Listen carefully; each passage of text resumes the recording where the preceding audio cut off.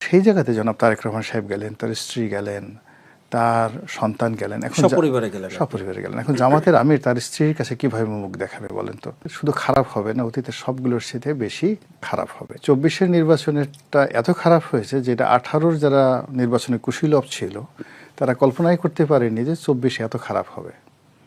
আবার 18 সনে খারাপের সংজ্ঞা পার করে ফেলেছে। রাইট। আবার 18 সনে নির্বাচনটা এত খারাপ হয়েছে, 2014 সনে যারা নির্বাচনে খারাপ কাজ করেছে তারা কল্পনাই করতে পারেনি যে এরকম একটা খারাপ নির্বাচন 18 সনে হতে পারে।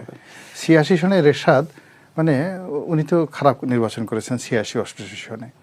তো সেই এরশাদ সাহেব এসে 14-তে 18-তে 24-এ তিনি রীতিমতো বেকুব হয়ে গেছেন যে হাউ ইট ইজ পসিবল, এও সম্ভব এই বাংলাদেশে।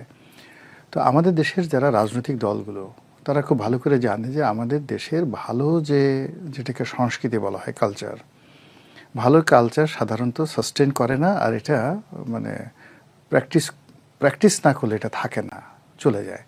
আর মন্দ যে বিষয়গুলো সেগুলো প্র্যাকটিস করতে হয় না, এইগুলো অটো জেনারেট হতে থাকে। ফলে ওই যে রাতের ভোট, ব্যালট বাক্স ছিনতাই, ভোট জালিয়াতি থেকে শুরু করে ভোট সংক্রান্ত যত অনিয়ম অতীতে হয়েছে, এটা আগামীতে সুযোগ পেলে শুধু খারাপ হবে না, অতীতের সবগুলোর সাথে বেশি খারাপ হবে। এটা হলো স্বাভাবিক ফেনোমেনা। তো সেই কারণে জামাতে যারা নেতৃবৃন্দ রয়েছেন তারা তো এখন এই সময়টাতে খুব দুঃখের মধ্যে আছেন, তাদের কষ্টের কোনো সীমা নেই।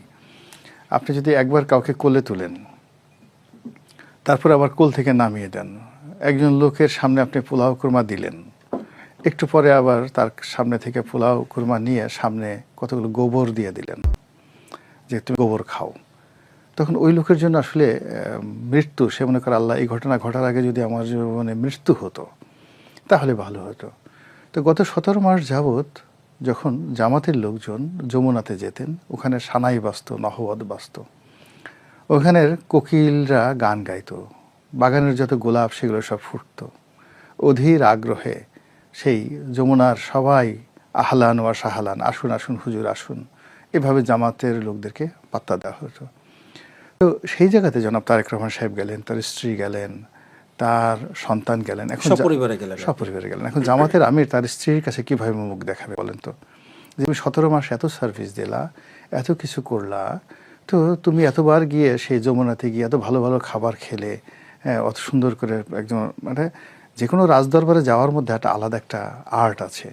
তো স্ত্রীরা বলে যে তো তুমি সেখানে গেলে, আমাকে তো নিয়ে গেলে না, অথবা ইনুস সাহেবকে তুমি এত সার্ভিস দিলে, তো তিনি তারেক রহমান সাহেবের স্ত্রীকে দাওয়াত করলেন, তার সন্তানকে দাওয়াত করলেন, তোমার কি স্ত্রী নেই, তোমার কি সন্তান নেই?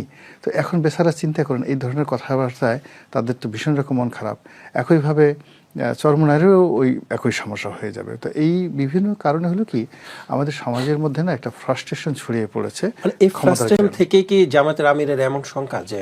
না, ফ্রাস্ট্রেশন থেকে নয়, ফ্রাস্ট্রেশন তিনি তার অভিজ্ঞতা থেকে এই কথাটা বলেছেন।